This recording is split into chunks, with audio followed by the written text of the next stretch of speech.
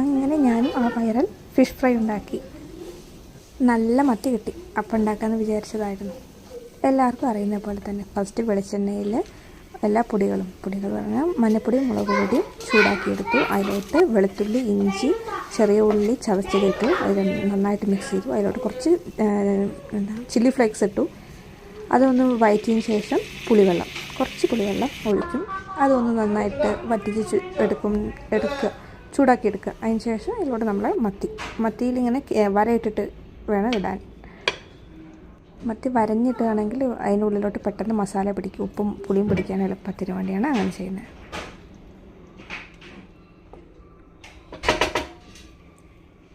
എന്നിട്ട് അടച്ച് വെച്ചിട്ട് ലോ ഫ്ലെയിമിലിട്ടിട്ട് കുക്ക് ചെയ്തെടുക്കുക. കുറച്ച് നേരം, ഒരു 5 മിനിറ്റൊന്നും വേണ്ട, കുറച്ച് സമയം കഴിഞ്ഞ് ഒന്ന് തിരിച്ചു ഇട്ട് കൊടുക്കുക. അങ്ങനെ ആ പുളിവെള്ളവും ഉപ്പും എല്ലാം വറ്റുന്നത് വരേക്കും നന്നായിട്ട്, അതായത് എല്ലാം വറ്റിയിട്ട് എല്ലാ മസാല അങ്ങ് ഈ മീനിലോട്ട് പിടിക്കുന്നത് വരേക്കും നമ്മൾ ഫ്രൈ ചെയ്തെടുക്കുക.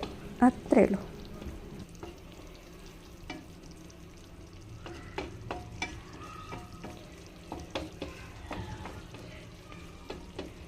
അങ്ങനെ തിരിച്ചും മറിച്ചും വെള്ളം ഇട്ടിട്ട് ഉള്ള പുളിവെള്ളവും ഉപ്പും വെളുത്തുള്ളിയുടെ എല്ലാത്തിൻ്റെ ഫ്ലേവേഴ്സും ടേസ്റ്റും ഒക്കെ ഇട്ടതിന് ശേഷം അങ്ങ് ഫ്രൈ ആയി കിട്ടും.